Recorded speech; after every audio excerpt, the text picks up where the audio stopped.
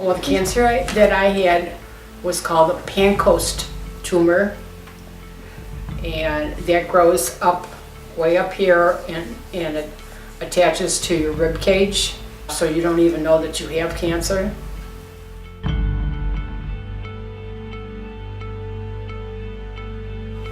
Well, I don't know much, but I know that it's keeping me alive, the medicine they give me.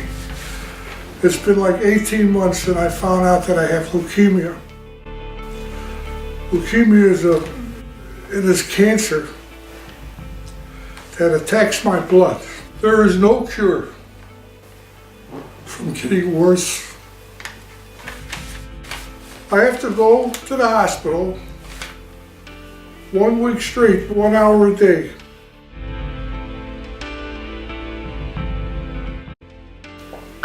I only had chemo twice, but it was very strong chemo. I had radiation every day during the week for 23 days, and that caused me to lose my hair. It specifically affected my life because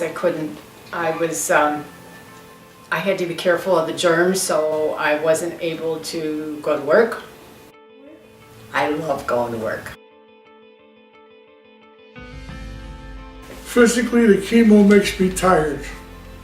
I can't go in the garden much because I get too tired, and partly because of my leukemia and my back pain.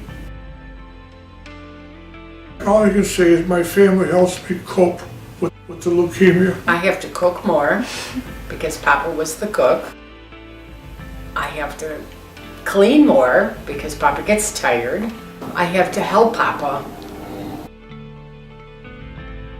The surgery took out the tumor, and it took out the top part of this lung. Well, it affected me emotionally because I wanted to be cured so that I could spend more time with my family. Well, I'm just so happy to have a good wife who takes care of me. And my children, Bobby, Gina, and Christopher. My name is Susan Stern, and I'm here to talk about my father, who died of cancer when I was 13 years old.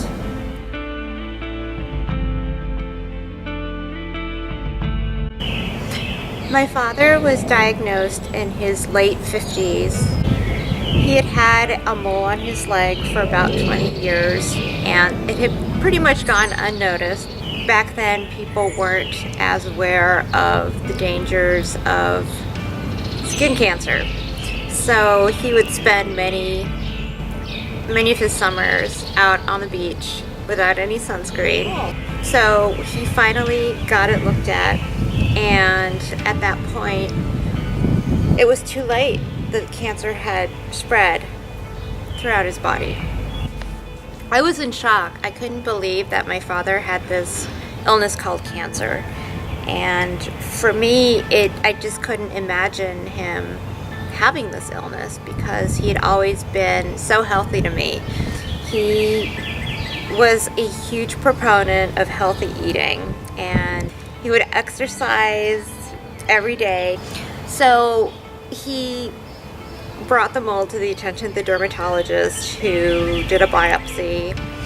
This was followed by the diagnosis of melanoma and the surgery, and at that point it looked like the cancer had spread. They tried to take as much out of it as possible. Well, in those days there was no internet, so any research that you had to do was basically through word of mouth or via the library, making lots of phone calls to nearby hospitals. No one really knew what to do. My father went to UCLA where they were doing an experimental treatment called immunotherapy, but the doctor there was not very optimistic, along with the doctor in our hometown of Colorado Springs. He was given about 6 months to live. My parents were desperate to find a solution. They left us with some family friends and went south of the border to Mexico, where some of the doctors there were experimenting with alternative treatments. When my parents came back from Mexico, he began pursuing this alternative treatment. And for a while, it seemed like he was getting stronger. However, the cancer came back. We had our dad with us for a year and a half longer than we thought we would. However, at some point, the illness caught up with him, and he had a seizure at home. What happened next is that we received the news that the cancer had spread to his brain, and unfortunately, that was it. We knew we had lost our father. His memory declined very rapidly, and within months, he had lapsed into a coma and passed away. I think that watching my dad suffer through cancer really affected me personally and professionally. I don't think a kid ever gets over the loss of a parent.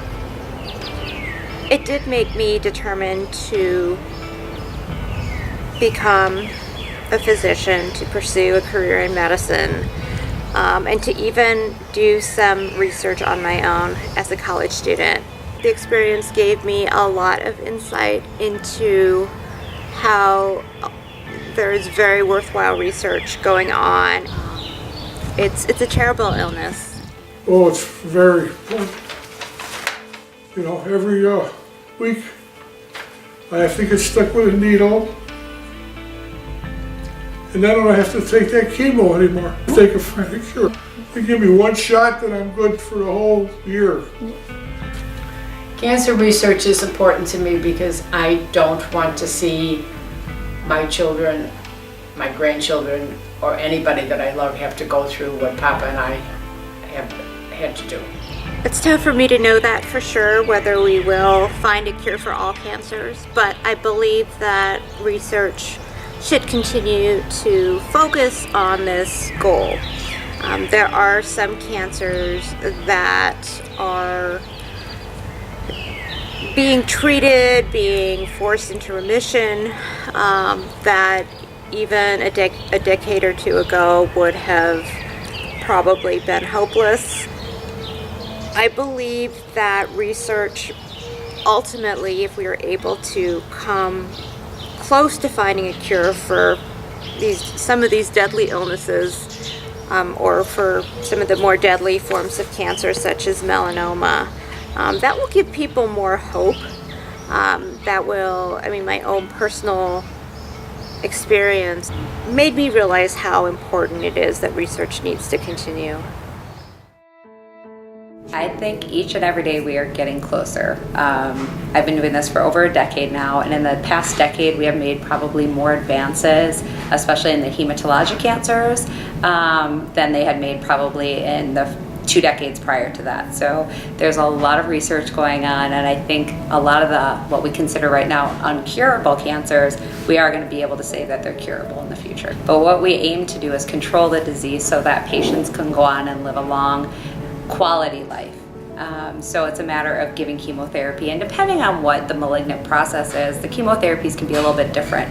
I think from an emotional standpoint, I think psychologically for a patient to hear that they no longer have a threat of that disease being a problem for them, I think is a huge thing.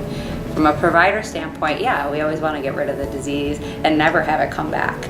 Is that a reality? I don't know. But if we can control these diseases and keep patients living longer lifetimes with better quality of life with these diseases, I think we're doing the right things. You know, if we knew what caused a lot of these cancers, obviously we could cure them. We could prevent people from getting them. But out of everything that we treat, whether it be lymphoma, myeloma, or leukemia, I don't think any of them are easy. I think we see patients so frequently, it actually takes a personal toll on us. So, you see these patients and their families all the time, sometimes on a weekly basis. The quality of life that you can provide for the patient, I think that makes a difference. And it doesn't necessarily mean you're extending their quantity of life, but when you have a program where patients can come in, it's not kind of a death sentence every time they walk through the door and they don't feel the emotional toll of their disease. I think you're always doing something right for the patient. And I think anyone who works in cancer care understands that, and understands that it's not just a job. You don't just come in and patients are a number or a name. They're really truly part of our family, and you try to treat them that way, and you try to treat them as a person, not a disease.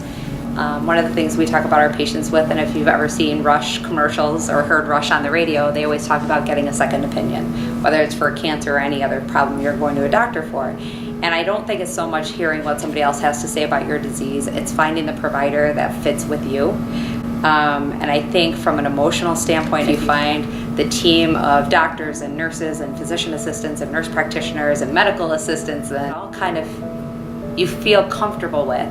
You have a more positive outlook. If you're more positive, I think in the long run you do better. Well, unfortunately, I mean, in hematology, that's what we see quite a bit. It's usually what we call an incidental finding. Our patients go to their doctor for some other reason, and a blood test shows something that primary care doctors don't like to see, and they send them on to see us. And we do a little bit digging and say, oh, hey, yeah, we do have a problem, but let's fix it. The amount of research that's been done just in the past maybe 30 or 40 years has been insane. And it's not just in dealing with the cancer itself, it's dealing with kind of the supportive care when you're giving chemotherapy. And even patients with, stage 4 diseases who are getting intensive chemotherapy, we can manage a lot of those side effects now. So I think even just from that standpoint, we've made a huge headway. A lot of times, 20 years ago, patients were dying during chemotherapy, not from their disease, but because they would get infections. And now we have a way to stimulate their bone marrow to make more white blood cells to help them be able to fight infections during treatment. So we see a lot less infection. We're able to manage, nausea and vomiting so that they're not dehydrated and ending up back in the hospital. Also, there's been a lot of headway, not just in finding the different pathways that cause cancers and how to treat it, but how to support patients getting through chemotherapy. So it's really, past 10 to 15, even 20 years has been amazing for cancer care.